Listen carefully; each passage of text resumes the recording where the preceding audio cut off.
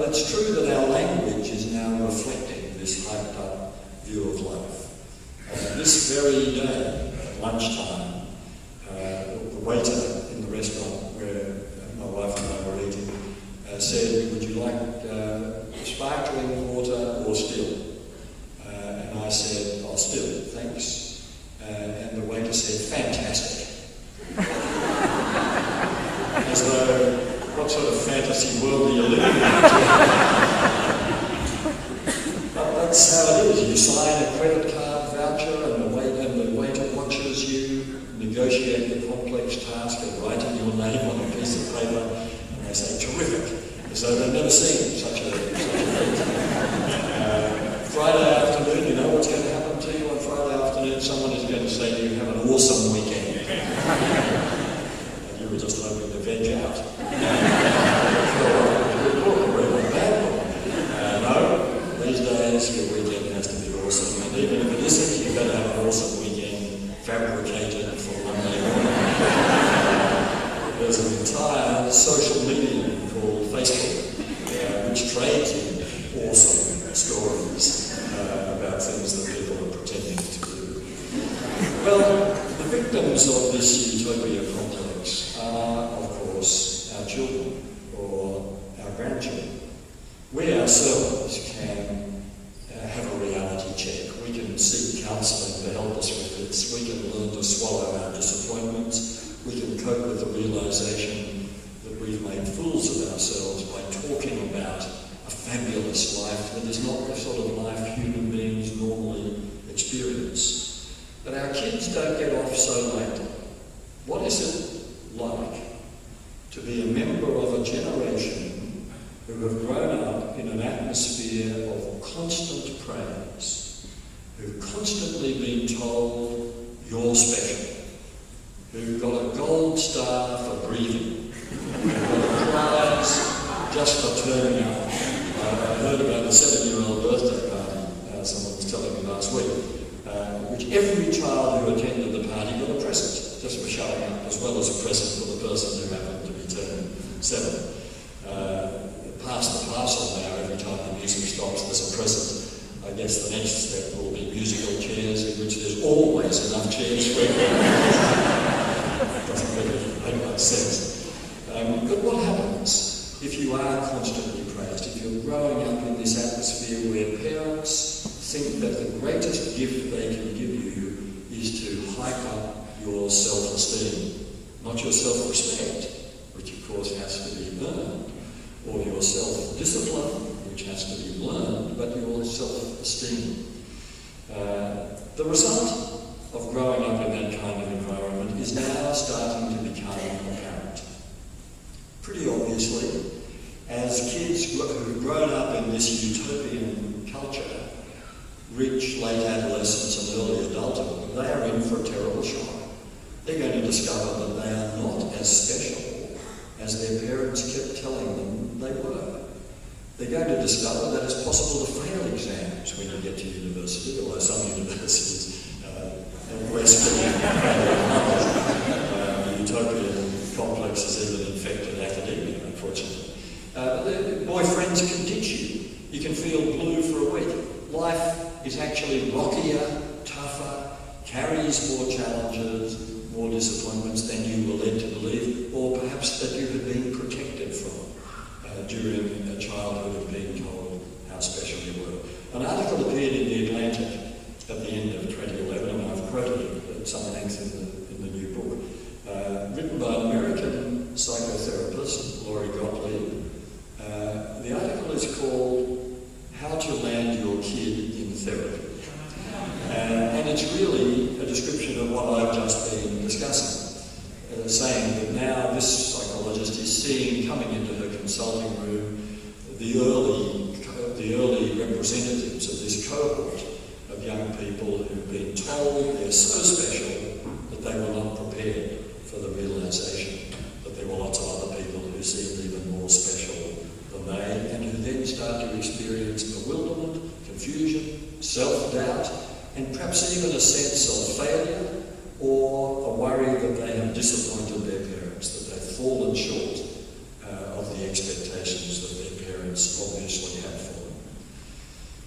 Perhaps not surprisingly, after such a sustained period of all this relentless positivity, even some of the high priests of the positive psychology movement are starting to change their tune somewhat. Martin Seligman has done some wonderful work in the field of positive psychology with enormous benefit, particularly in the therapeutic area, in clinical psychology. One of his most recent papers shows that the best predictor of all-round success at high school is not self-esteem, but self-discipline. And in fact, Seligman is now saying self-discipline is a better predictor of all-round success at high school than IQ.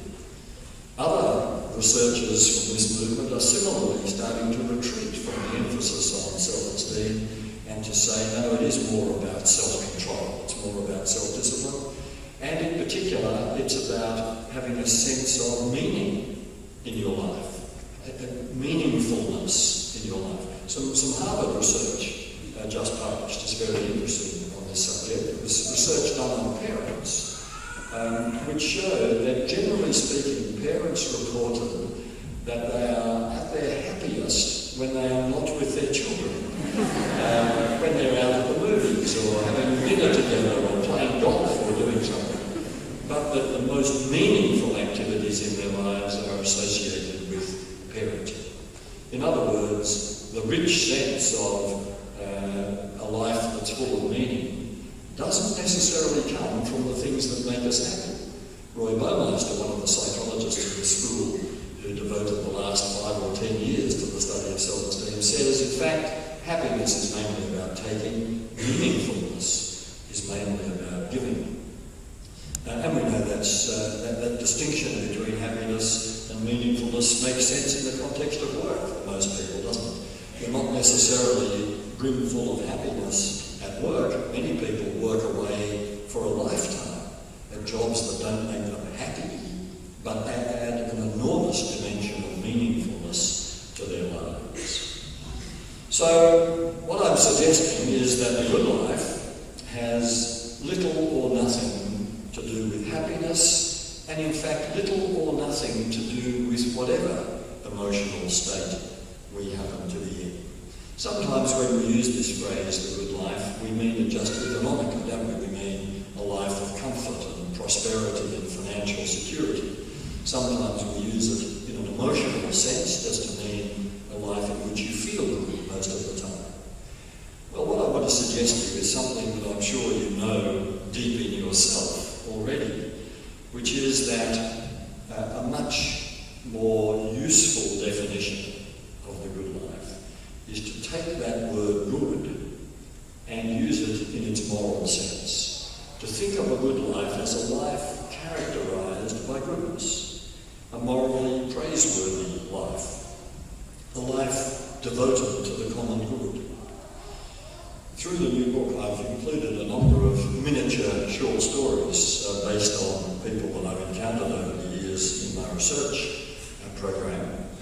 And I want to just read you a short extract from one of those short stories. This one is about Vanessa. For 20 years, Vanessa has been reading about the sandwich generation, and now at 45 finds herself in the thick of it. Young teenage children still heavily dependent on her, her own increasingly frail parents relying on her for advice, support, reassurance, and even companionship. A husband who adores her and expects his fair share of adoration in return. With the children's schedules becoming even more complicated than her own, Vanessa finds running the household a daily challenge. She has a full-time job that she wouldn't give up for anything. Raised by an enlightened mother to be a truly liberated woman, Vanessa revels in the knowledge that she is living a rich, full, if slightly overcomplicated life that has bestowed already many precious, magical moments on her, but her energy levels are depleted and she's beginning to feel desperate. There are times when her so-called liberation feels just like another form of enslavement. She's becoming almost obsessed by the thought of escape. A Buddhist retreat, perhaps, or a spa resort. Even a short stay in hospital seems attractive. It's nothing serious, obviously. A conventional family holiday wouldn't do the trick. That's usually more work than staying at home. One thing Vanessa wouldn't say about her life is that she's having a good time. She and her husband go out occasionally and always enjoy themselves, though he falls asleep in movies, and if they have dinner, they seem to have trouble sustaining a conversation about anything other than their kids or their parents. Life isn't meant to be like this, Vanessa sometimes mutters to herself. I never expected happily ever after, but I did expect to be getting more fun out of life. I expected to have more time for me. Well, Vanessa is entitled to have more time for me. Whether she gets more fun out of life is a trivial question, really. But she does need more time. Her life is out of control, obviously. She does need to go to yoga or a meditation class or a bushwalking club, or go to Pilates, or join a book club, or a choir, or do something that feeds her own inner needs. She needs to replenish her own mental, emotional, and physical resources in order to equip her for the rest of her life. And the rest of her life, as revealed in that little story, is essentially a good life. This is a woman who is a devoted mother, and not all mothers are. She's a dutiful daughter, and not all daughters are. She's a loving wife, not all wives are. She's a conscientious employee, she's a good neighbour, she's a responsible citizen, and all of those things are characteristic of the person leading the good life. Someone needs to explain to Vanessa that yes, you've got to equip yourself, you've got to give yourself the resources for doing this job, leading the good life. But the good life is all about what you're doing. And whether you happen to be feeling good about it at any particular moment is not relevant. The good life, we need to explain to Vanessa, is the life lived for others. Now you may think, I'm just expressing that as an opinion, good life is a life lived for others. I assure you I'm not just putting it forward as a personal opinion. I think it's possible to provide you with a logical proof of that proposition. If you buy the first premise, then you're going to be stuck with the conclusion. And the first premise depends simply on asking yourself the question, what is the greatest source of goodness in human life? And I'm sure your mind goes probably to the word love, or to a number of other words that are closely associated with the idea of love. By love, of course, I don't mean an emotion, I mean a motivation. A person with a loving disposition, even towards people they don't happen to like. It's not about the emotion.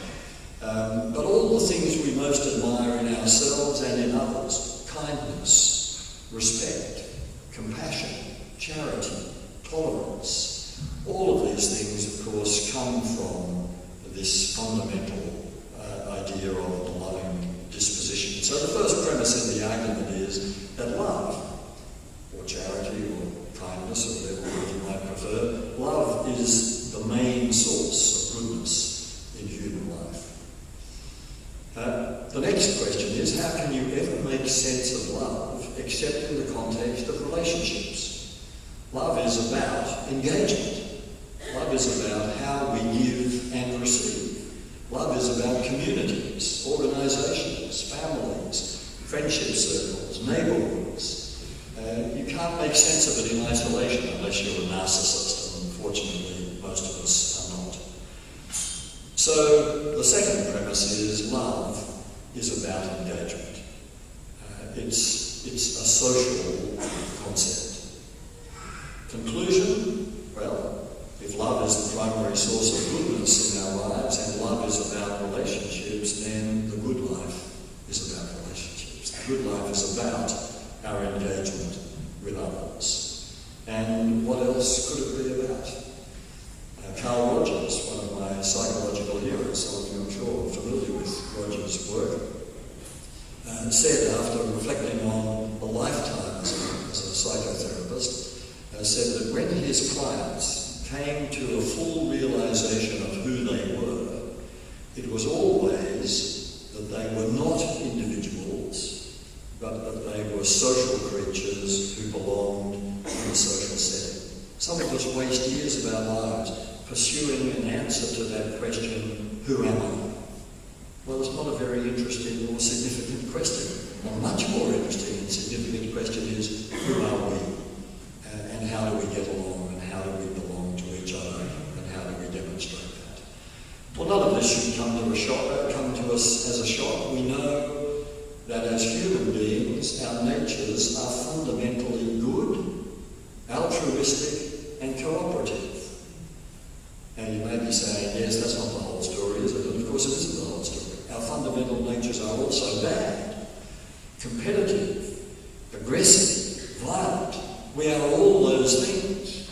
We're often sold, I think oversold, on the idea that humans are by nature selfish creatures, when there's all this evidence before us every day that we are equally selfless creatures, capable of the most beautiful acts of kindness and even heroism. It all depends what we choose to nurture. The selfish side or the selfless side, the competitive side or the cooperative side. Not just to nurture in ourselves, but to nurture in our children.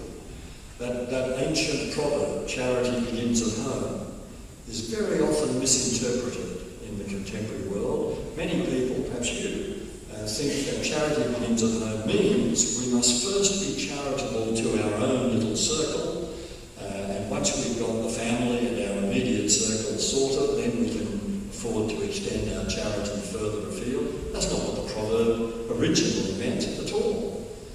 Charity begins at home meant we must nurture the charitable impulses in children while they are at home. Charity begins in the home when children are young and being formed and nurtured by the example and the influence of their parents.